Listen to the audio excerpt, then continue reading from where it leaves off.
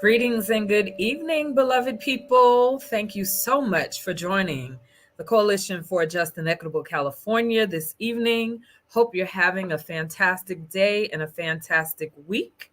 Welcome to our live weekly YouTube readings of the final report of the California Reparations Task Force right here on the CJEC YouTube channel. This is the only live reading of the California Reparations Task Force's final report on YouTube. The final report of the first in the nation California Reparations Task Force is one, if not the most important government reports about the Black American community since the 1960s. Equally important is also the foundation. It's also the foundation for current and future reparations legislation in California.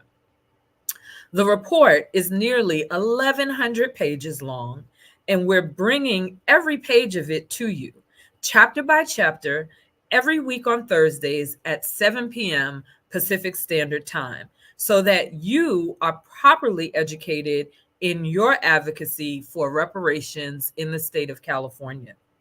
Today's reading of the final report is presented to you as a community service with support from the reparations organizing and mobilizing team at the Coalition for Just and Equitable California. CJEC is California's leading grassroots organization, born for reparations and reparative justice for Black American freedmen living in California. For more information on CJEC and our work helping to enact the law that created California's Reparations Task Force, California's law requiring state agencies to collect data on descendants of U.S. slavery, the Act to End the Current Slavery in California State Prisons, the California Freedmen's Affairs Bill, and more, visit www.cjec-official.org. Before we go any further, right now, I need you to do three things. First, connect to our YouTube channel by 1, liking this video, 2, hit the bell for reminders, and 3, subscribe to our YouTube channel. Second, get connected to us on social media by following CJEC on Instagram, TikTok, Facebook, and Twitter. CJEC Official. Finally, get informed and involved to do that. Visit www.cjec-official.org to sign up for current and accurate California reparations news and information on our Get Involved page, and support our work by volunteering and or donating. To donate, just click the Donate tab on the homepage of our website. Special thanks to our amazing fiscal sponsor, the California Black Women's Health Project. You can learn more about our fiscal sponsor, the California Black Women's Health Project, at www.cabwhp.org.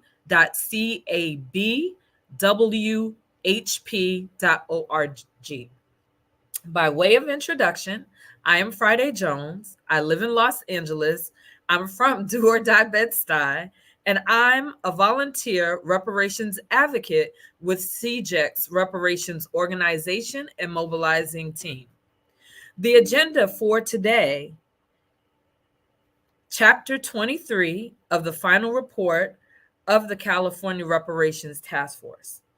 The title of the chapter we're reading tonight is Policies Addressing Separate and Unequal Recommendations. You can follow along in the reading, download tonight's chapter or the full final report yourself by going to our website, www.cjec-official.org/reports. Okay, we're about ready to start our reading. And before we do, I have some special thanks and announcements to make. First, as always, I'd like to thank our good friends at ETM Media Group on YouTube for their live readings of the first California Reparations Report. You can watch their readings of the first report on their channel at ETM Media Group on the YouTube and on our website at www.cjec-official.org/videos. Second, for those of you who don't know, historic reparations legislation in California is here and more is coming. SB 490 is California's first lineage-based reparations-related legislation to establish the California American Freedmen Affairs Agency. The bill was introduced by State Senator Stephen Bradford and will move forward this year in 2024. To read the bill, visit www.cjec-official.org/advocacy. Third, as mentioned, more historic reparations bills are coming. Over the next several months, more reparations bills will be written. During the 2024 legislative session, we'll see those bills introduced and start moving towards passage by majorities of both the California State Assembly and the Senate. To pass reparations bills in 2024, we need 41 Assembly members and 21 senators to say yes. When those bills are passed, we need our governor to sign the bill. So to make reparations a reality in California, the math is 41 plus 21 plus 1. That's 41 Assembly members, 21 senators, and 1 governor. 41 plus 21 plus 1 equals reparations in California. Lastly, but not least, special thanks to CJEC's reparations organizing and mobilization team, and specifically our volunteer final report readers. And without any further ado, Chapter 23 of the California Reparations Task Force Final Report, Chapter 23, Policies Addressing Separate and Unequal Education, beginning on page 715. It's a big book. Policy recommendations. This chapter details policy proposals to address harm set forth in Chapter 6, Separate and Unequal Education. Increase funding to schools to address racial disparities.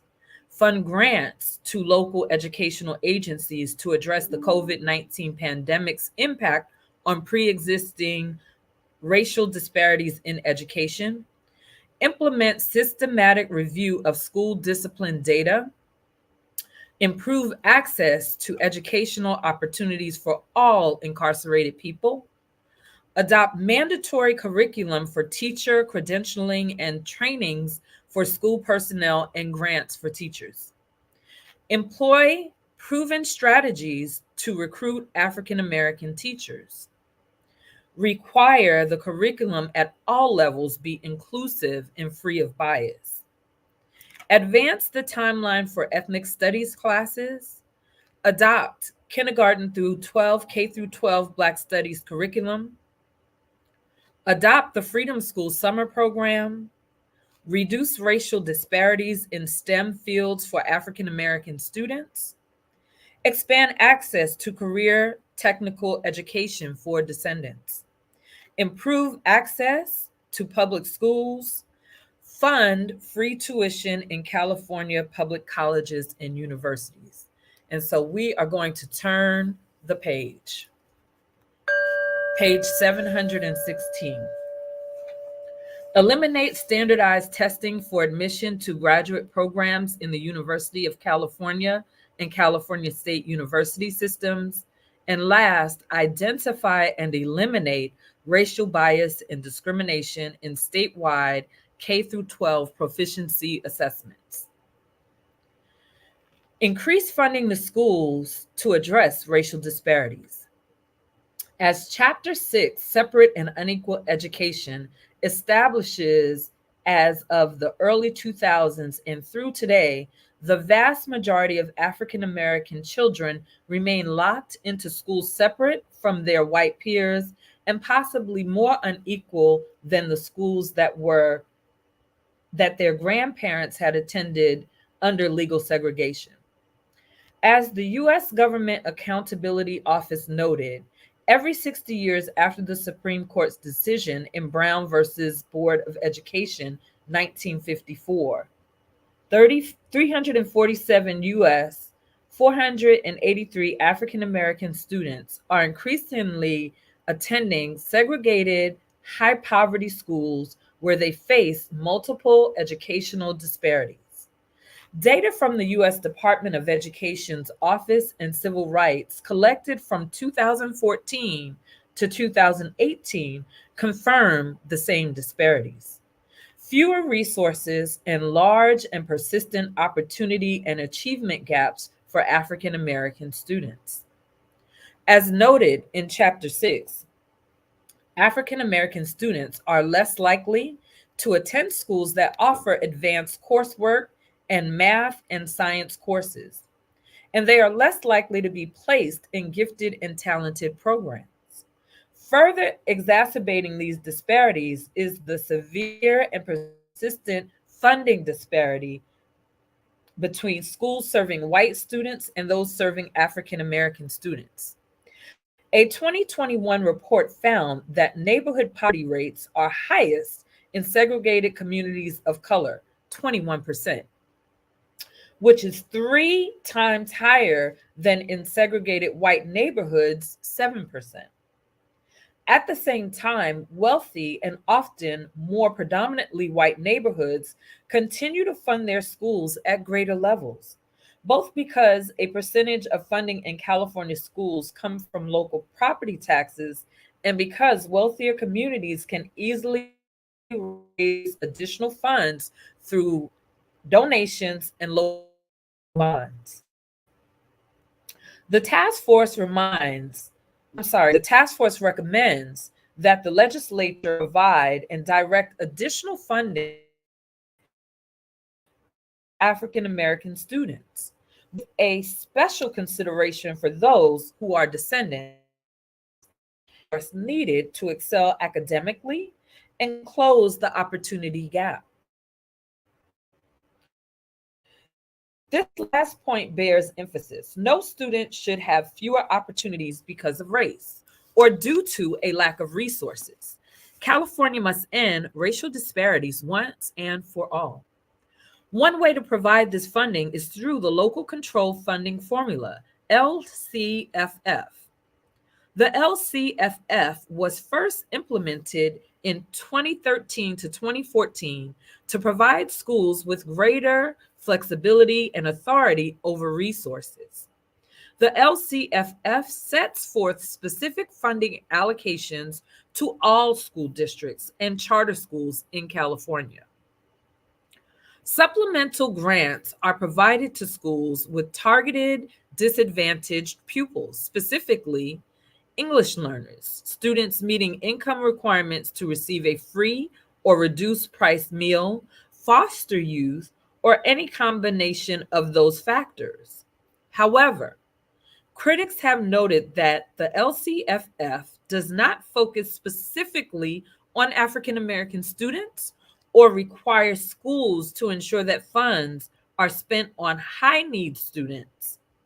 Assembly Bill number 2774 serves as an example of a proposal that could do more to address disparities, especially for African American students.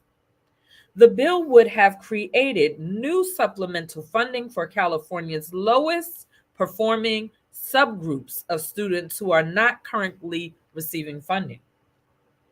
Whether through an approach like AB 2774 or some other manner, the task force recommends that the legislature commit the level of funding needed to ensure that African Americans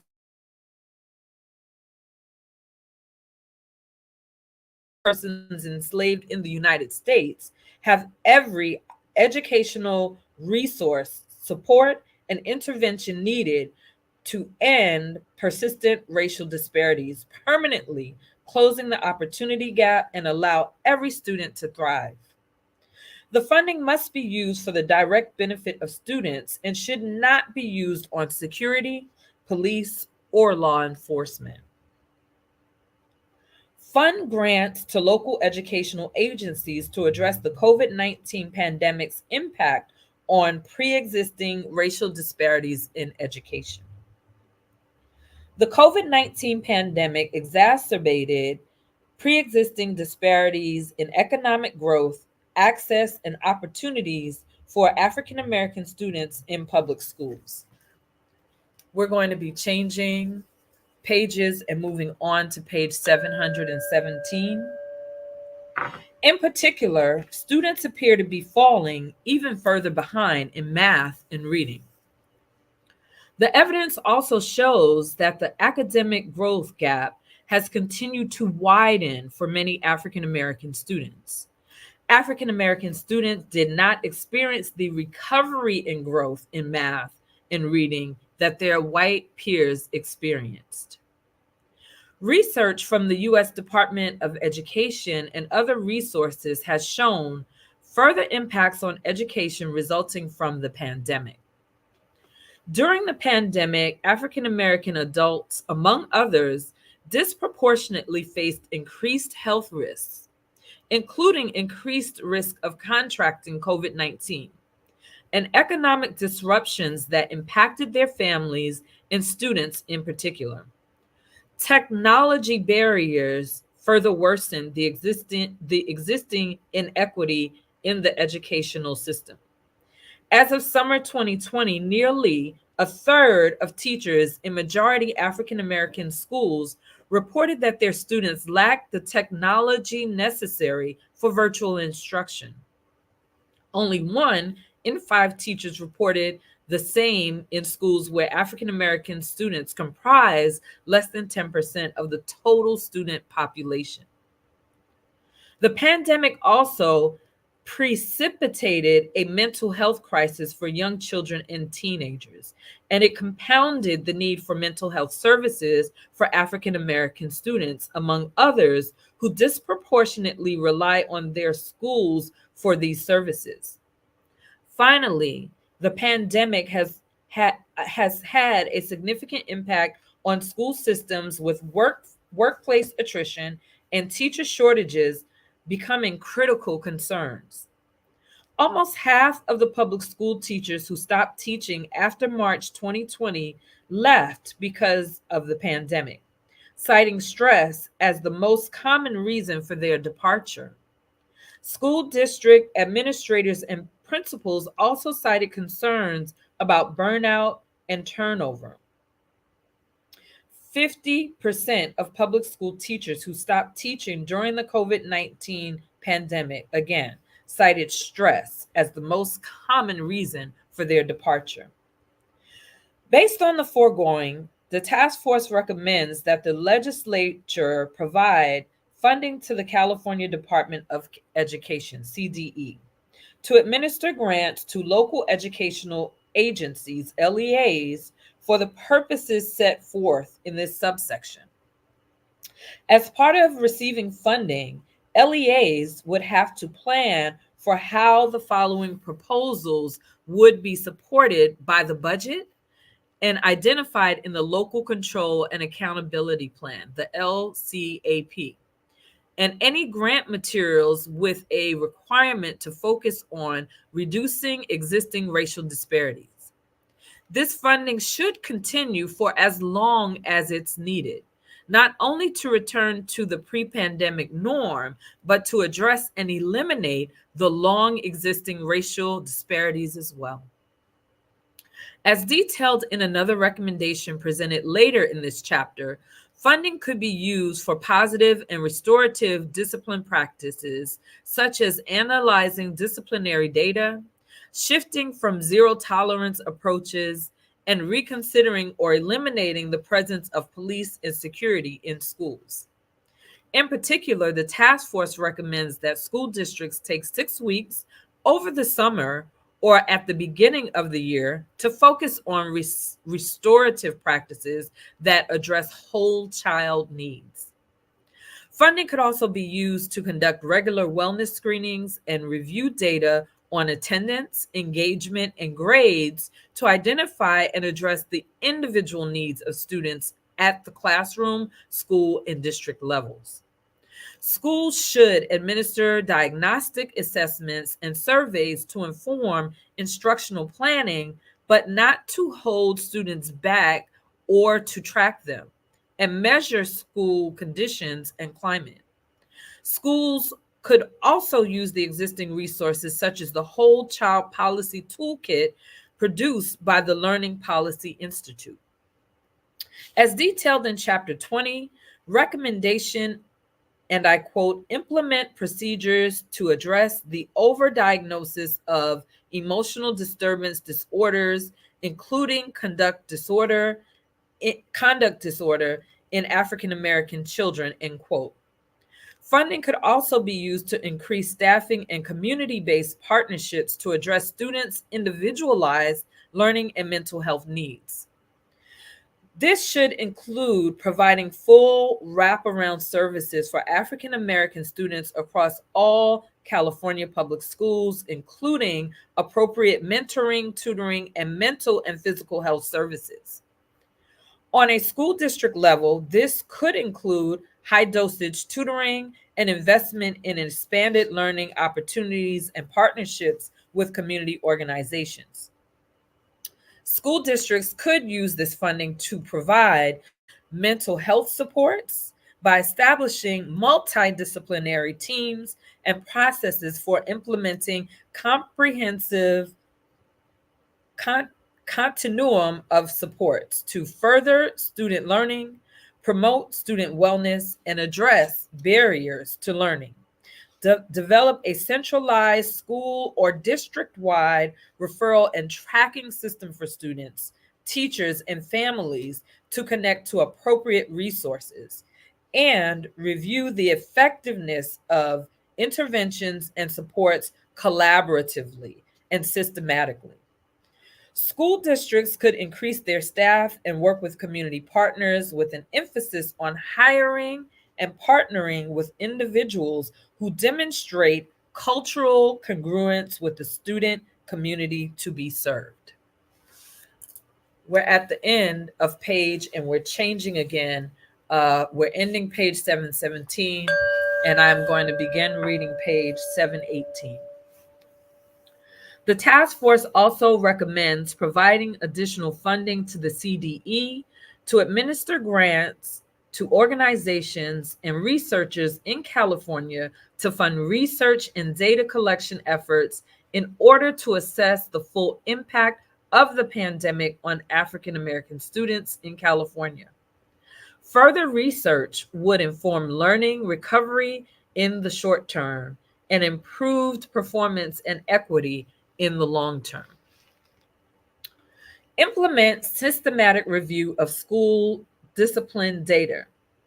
Chapter 6, Separate and Unequal Education, detailed the ways in which African American students are disproportionately subject to exclusionary discipline in school, which in turn leads to a higher risk of dropping out and involvement with juvenile justice systems. Moreover, African American students are more likely to attend schools with law enforcement on campus and greater security measures, and African American students are also more likely to be arrested than their white peers. Commonly known as the school to prison pipeline, this dynamic has a devastating effect on African American community by victimizing its youth. Students of color, and this is a quote, students of color as a whole, as well as by individual racial group, do not commit more disciplinable offenses than their white peers. But African American students, Latino students, and Native American students in the aggregate receive substantially more school discipline than their white peers, and receive harsher and longer punishments than their white peers receive for like offenses, end quote. African American students experience higher rates of suspension, expulsion, in school arrests, and law enforcement referrals than white students. The U.S. Commission on Civil Rights has found that, and quote, students of color as a whole, as well as by individual racial groups, do not commit more disciplinable offenses than their white peers. But African American students, Latino students, and Native American students in the aggregate receive substantially more school discipline than their white peers and receive harsher and longer punishments than their white peers receive for like offenses, end quote. The task force accordingly recommends several measures to mitigate and ultimately end the school to prison pipeline. The legislature should address and remedy racial disparate discipline, particularly expulsions and suspensions in California schools. First, the task force recommends requiring the CDE to implement a systematic review of public and private school disciplinary records to determine levels of racial bias.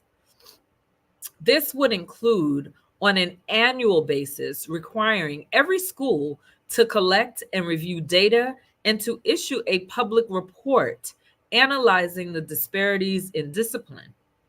Every district or county board of education should hire a management level employee to coordinate the public reporting of data in each school and be responsible for failures to report the required data.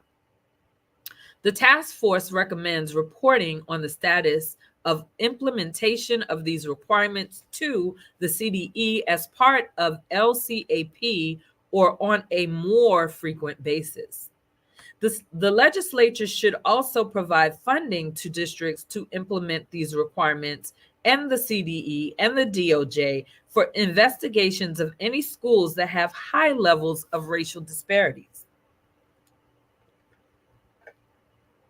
Second, the task force recommends requiring the CDE by 2030 to set statewide school district and LEA level interim and long-term numeric targets and interim timetables to end the disproportionate suspension, expulsion, and discipline-related transfer of African American K through 12 students, including African American students with disabilities, starting with the school districts or LEAs with the highest rates of disproportionality. The CDE should also be required to use a data collection and monitoring system to allow for prompt identification of districts with highly disproportionate discipline of African American students and development of a concrete plan for corrective intervention by the CDE. The CDE should be required to use all necessary mechanisms to achieve the 2030 goal, including an annual report of statistics at the statewide district and LEA level to the legislature, governor, and the public. The CDE should also be empowered to impose monetary sanctions at the district or LEA level. Third, the task force recommends the CDE collect and publish additional data on students who are transferred to alternative schools, both voluntarily and involuntarily. African American students are overrepresented in alternative schools, which provide a substandard education. Attending an alternative school in association with negative outcomes, students who attend alternative schools are less likely to graduate and less likely to attend college. Because transfers to alternative schools are often used as an alternative to discipline in order to avoid the original school having a record of said discipline, but have the same effect as pushing African American students through suspension and or expulsion. Transfer data should also be systematically reviewed by the CDE. And I'm going to stop here because we are changing pages, and now I'm reading from page 719. The CDE shall include reducing the number of alternative school transfers in any goals related to ending the disproportionate discipline of African American students. Finally, the task force recommends requiring schools to implement racially equitable disciplinary practices using culturally responsive positive behavioral interventions and supports. CR-PBIS. As a related requirement, the legislature should mandate and fund training on implicit bias, cultural competency, CR-PBIS, and related subject matters to school staff on an annual basis. Improve access to educational opportunities for all incarcerated people.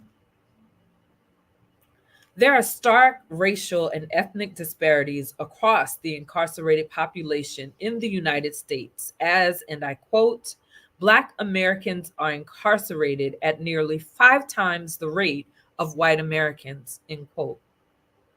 A report published by the Sentencing Project, a research and advocacy center, cites to a number of causes for this disparity, including, and I quote, the nation's history of white supremacy over Black people that created a legacy of racial subordination that impacts their criminal justice outcomes today, end quote.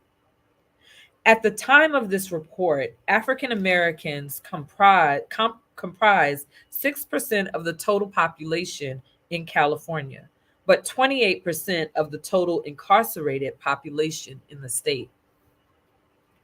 Formerly incarcerated people rarely get the chance to make up for the educational opportunities from which they have been excluded, opportunities that impact their chances of reentry success.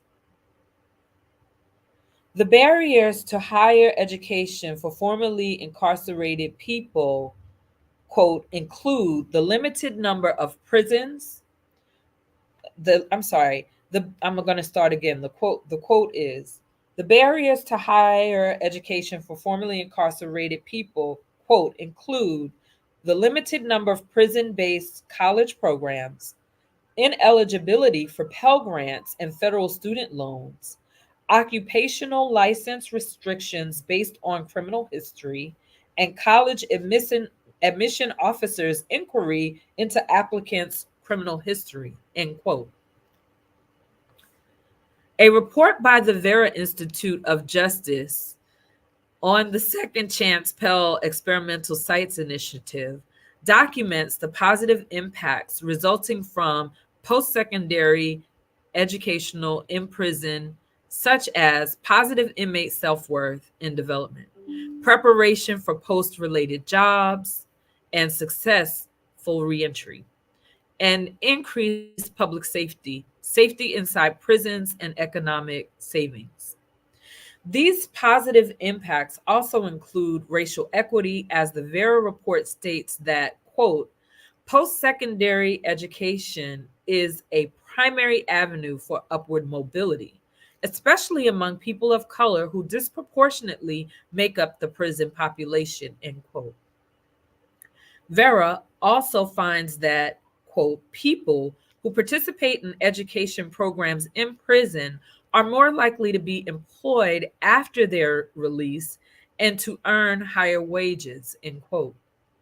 The Brookings Institute also has found that, quote, post-secondary prison education programs are inextricably linked to advancing racial equity, especially given inequity in K through 12 education that feeds low-income African American students into the school to prison pipeline, end quote. Additionally, individual this is a quote, individuals who enroll in post-secondary education programs are 48% less likely to be reincarcerated than those who do not. And the odds of being employed post release are 12% higher for individuals who participate in any type of correctional education. End quote. The task force recommends that the legislature provide robust funding for the improved access to educational opportunities for all incarcerated people in both juvenile detention and adult correctional facilities at the state and local level. This requirement includes funding to allow all schools in the University of California and California State University system to join the Second Chance Pell Experimental Sites Initiative if it is expanded beyond the 2022 to 2023 award year. If it is not expanded beyond the 2022 to 2023 award year, the legislature should the legislature should establish a California state counterpart to this system. This would also include requiring California community colleges and California State University schools to partner with juvenile detention and adult correctional facilities to offer a specified number of classes per year for a formal education program, such as a GED, an associate's degree, or bachelor's degree. Finally, the task force recommends that the legislature require the CDE to identify, assess, and monitor implementation of further measures needed to ensure provisions. We're changing pages now, moving on to page 720. High quality education in detention settings, including education based incarceration programs. A proposal in Chapter 20 recommends the California Department of Corrections and Rehabilitation be required to conduct audits of its policies and practices, including practices related to access to educational programming. Any disparities and gaps found in this audit, as well as any audits of jail and juvenile facilities, should be used to support the implementation of education-based incarceration. Adopt mandatory curriculum for teachers, credentialing and trainings for school personnel, and grants for teachers. African American students have long been underserved by the education system, which includes teachers who are not culturally responsive. Culturally responsive teachers affirm African American students' experiences through their lesson plans, which incorporate incorporate books, visuals, and other materials that reflect Black histories, lives, and points of view, end quote. When teachers use the quote, history and me, end quote, concept, quote, which celebrates the richness of African American history and the roles of Black people have played in bringing about social change through taking a stand for social justice and equity, end quote, they emphasize African American people as valuable community members. This lesson is critical to African American students' sense of self and agency. A review of statewide requirements on the Commission on Teaching Credentialing website shows that there are no requirements for complete trainings or courses on culturally responsive pedagogy, anti-bias training, or restorative practices prior to receiving a teaching credential. As noted in Chapter 6, Separate and Unequal Education, quote, teacher preparation is inadequate in training teachers to be culturally responsive and to carry those practices into the classroom in both the way they teach and the materials that they use when they teach, end quote. Culturally responsive instruction helps students feel valued and empowered and builds student sense of belonging and self-confidence. A number of studies on brain science demonstrate that positive relationships in the classroom build motivation, create safe spaces for learning, build new pathways for learning, and improve student behavior. The task force recommends the adoption of mandatory curriculums for teachers credentialing and teaching for school personnel that include culturally responsive pedagogy, anti-bias training, and restorative practices and specifically address the unique needs of African American students, especially those who are descendants. The task force also recommends identifying and supporting teachers who provide culturally responsive instruction and adopting new models for teacher development to improve teacher habits in the classroom. This can be accomplished by having the CDE issue a request for proposals for grants established by the legislature to fund teachers in schools to develop models based on best practices and to share examples of successes in their proposals. Teachers in schools would then report back to the legislature on any models and outcomes so they may be scaled up. Employ proven strategies to recruit African American teachers.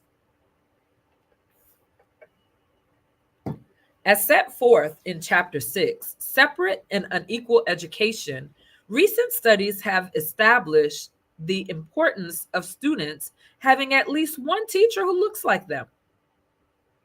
While African American students comprise 4.7% of California's student population, the percentage of African American teachers in California declined from 5.1% in 1997 to 1998 to 3.9% in 2021 to 2022.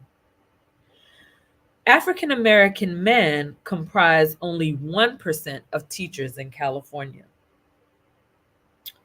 One major barrier to African Americans' pursuit of a career in teaching has been the cost of teacher preparation programs.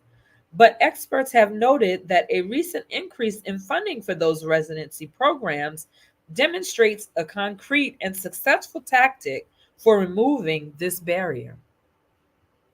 Studies have also found that the Grow Your Own Teacher programs lead to positive outcomes for diverse student populations.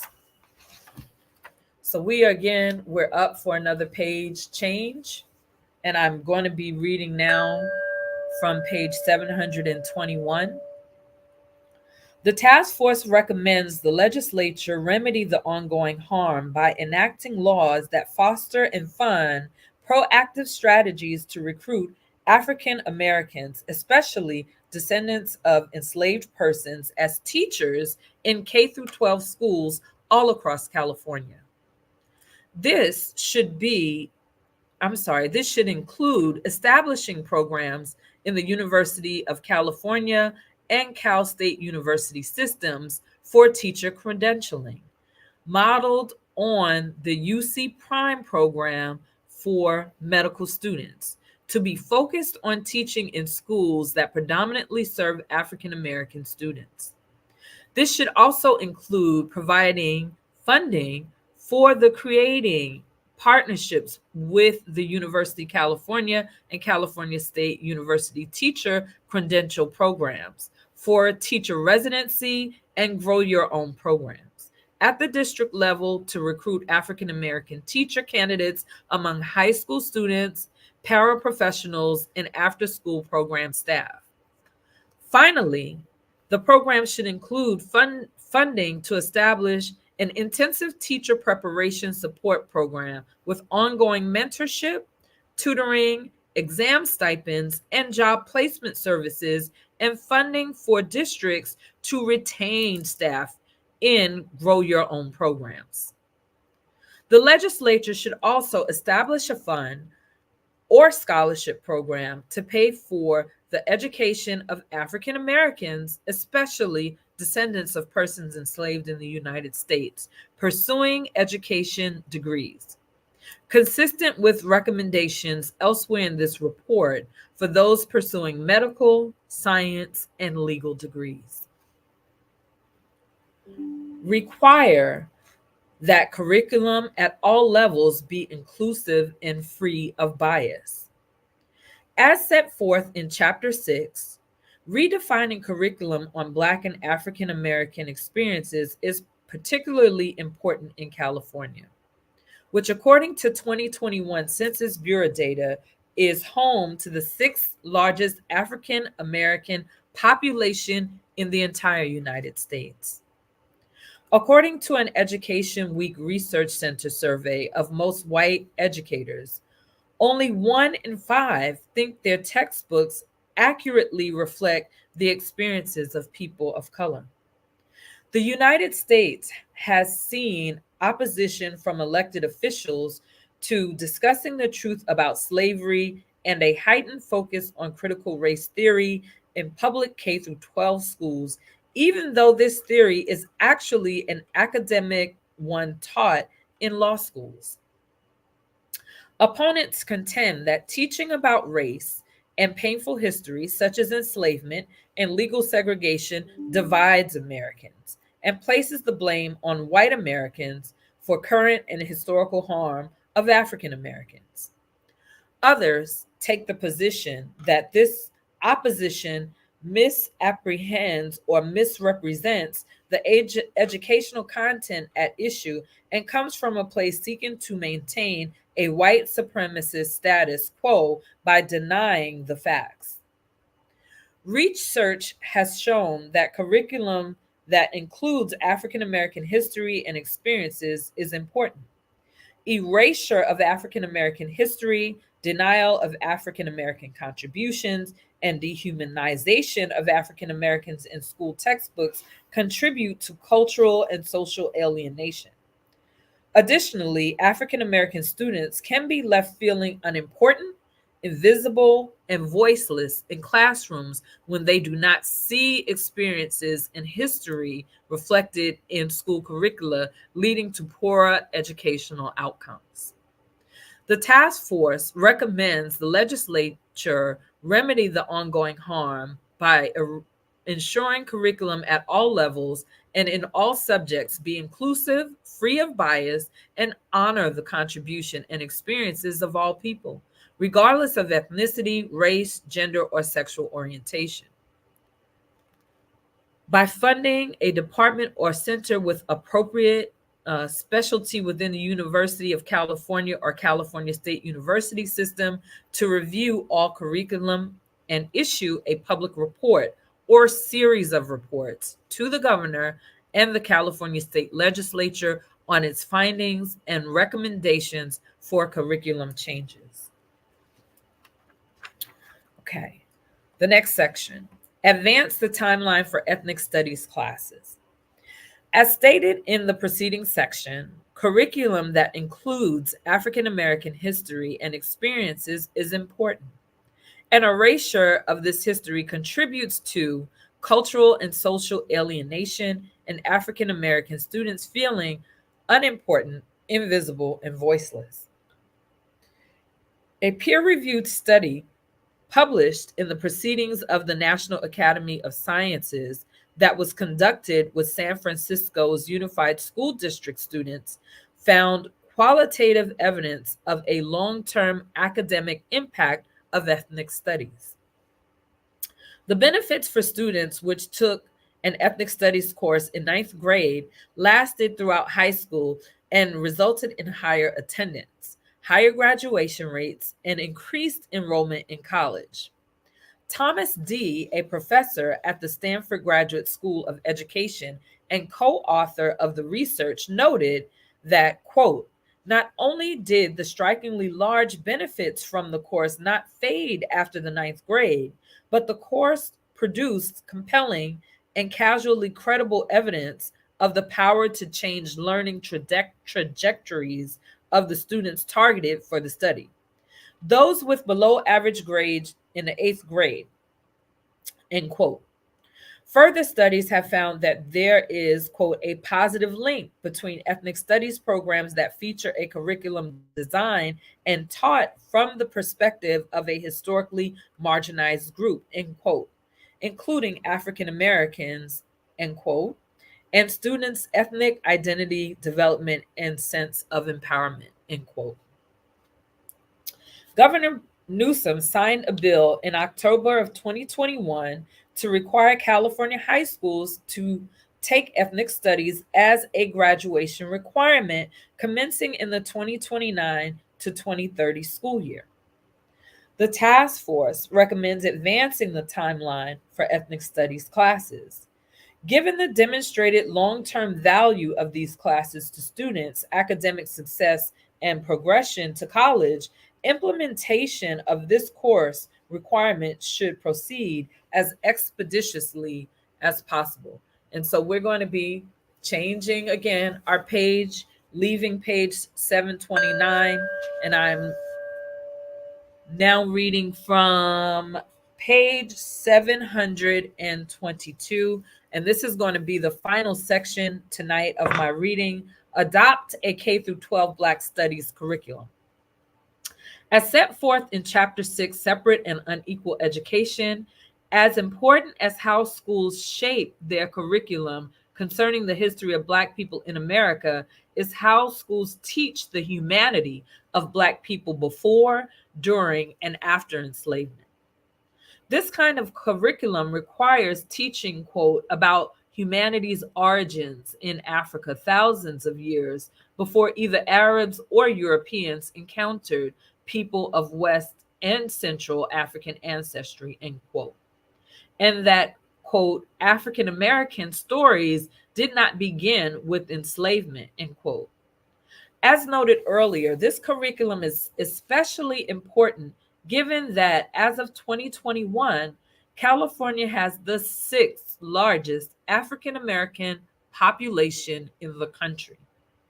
The task force recommends adoption of a K through 12 Black Studies curriculum that introduces students to concepts of race and racial identity, teaches the more expansive history noted above, accurately depicts historical racial inequities and systemic racism, honors Black lives, fully represents contributions of Black people in society, advances the ideology of Black liberation, and highlights the particular contributions of those who are descendants of individuals who were enslaved in the United States. The curriculum could be modeled on the approach taken by the San Francisco Unified School District, among other examples. It should include University of California A to G approved courses for high schools and required unit plans PK to 8 that introduce students to the concept of race, racial identity, African and African American history, equity, and systemic racism. There would be at least 3A courses, one on African history, culture, and geographies, one on African diasporic studies, and another on African American history and phases of African American resistance. At least one B course would be focused on classic and modern African American and diasporic literature, while at least one G course would be youth driven in curriculum development and implementation. The task force also recommends the establishment of Black Studies.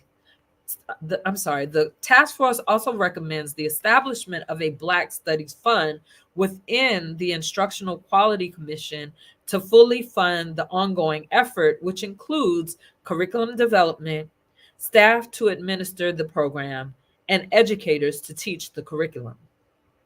The Black Studies Fund would also review the original curriculum of the Freedom Schools of Mississippi Summer Project and incorporate this curriculum where appropriate. Whew, that was a lot of reading tonight, and we are going to stop on page 722 in chapter 23, Policies Addressing Separate and Unequal Education. When I pick up again, we will start with the recommendation adopt the Freedom School Summer Program. But for now, we're going to end the reading here. That is going to conclude tonight's reading of Chapter 23 of the California Reparations Task Force Final Report. Before you go, if you haven't done so already, don't forget to like the video, hit the bell for reminders, and subscribe to this YouTube channel. When you go, don't forget to get connected. Follow CJEC on all social media, Instagram, TikTok, Facebook, and Twitter at CJEC Official.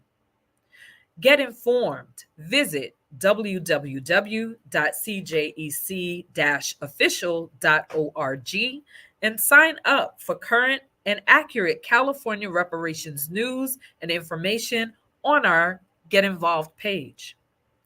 Get involved, support our work by volunteering and or donating. To donate, just click the Donate tab on the homepage of our website. Special thanks to our amazing fiscal sponsor, the California Black Women's Health Project.